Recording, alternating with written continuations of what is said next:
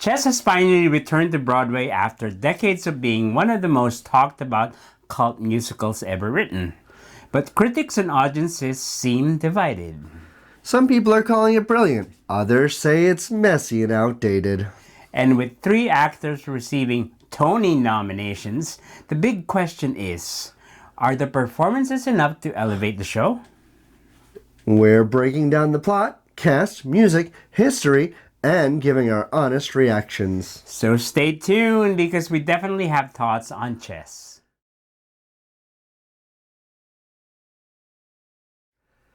Chess is set during the Cold War and centers around an intense international chess tournament between American champion Freddie Trumper and Soviet Grandmaster Anatoly Sergeyevsky.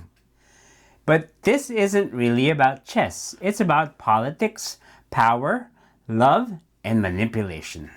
Things get complicated when Florence, Freddie's manager, develops feelings for Anatoly, creating a tense love triangle against a backdrop of global political conflict. The story mixes romance, espionage, patriotism, and personal sacrifice, all while using competitive chess as a metaphor for emotional warfare.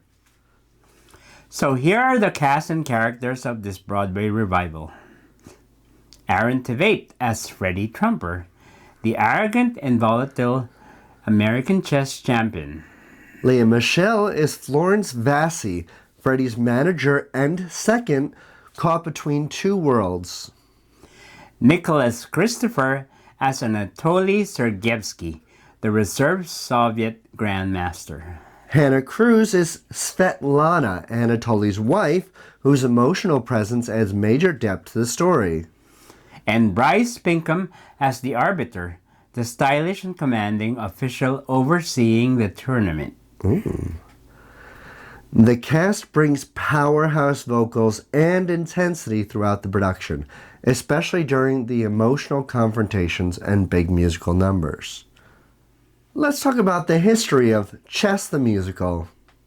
For those who don't know chess, it first premiered in the 1980s and features music by Benny Andersson and Bjorn from ABBA with lyrics by Tim Rice.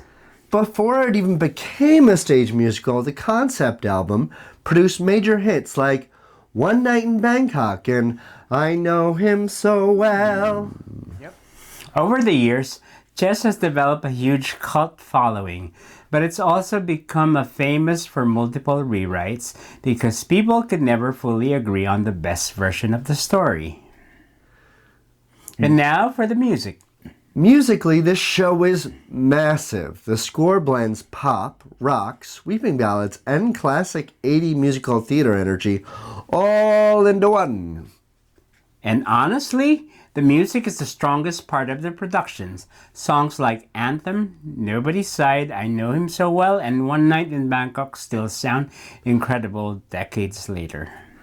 This score requires powerhouse singers, and thankfully this cast delivers vocally. And now, for our verdict.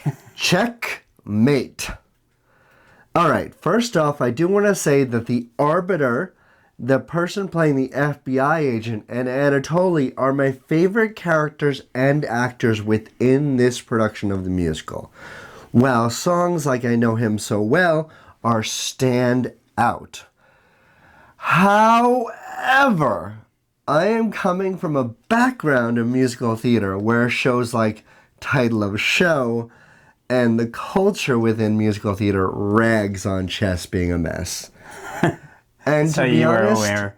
I was aware, and it is still kind of talking heads. This is a thinking show, and unfortunately I don't think it goes far enough to make it worth a lot of newer audiences' times. This isn't an Oklahoma. Right. Where you come in being like, yeah, this is a fun little town and here's the thing. No, this is way too deep for a lot of people to really focus on. And it's a little bit too much in the heads of the characters. Right, right. And not to forget that Tony nominations came out. So three of them were nominated. Let's mention them. First would be Bryce Pinkham, The Arbiter. Brilliant. And Anatoly, Yeah. Nicholas Christopher. Oh, his voice. And Hannah Cruz, who plays Svetlana. She really hit the emotion where most of the characters are very cold. Okay, speaking of cold, I guess it's my turn. So I came into this musical knowing slightly a bit of the music. The music is still fantastic, I tell you. Like, one of my favorite songs is I Know Him So Well. And of course, I like One Night in Bangkok as well.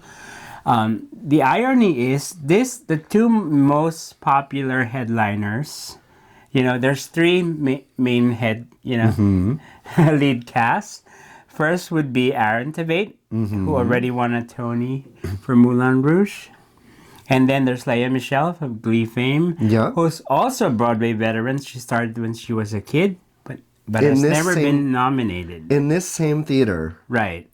So we were expecting I guess there's a really big expectation from them, having built that reputation already. Nicholas Christopher has been around for a while, maybe I would say 10 years. Yeah. But this definitely, he is a star-making show for him, I believe. It showed his vocal range. The quality of the voice is amazing. And I think the book was still imperfect. It was, like you said, it's a mess. There's too much, deep plot going on. They're trying to tie it in so hard with chess.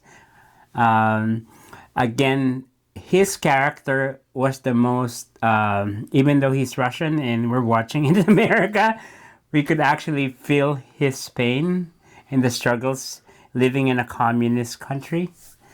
And overall, he did a good job.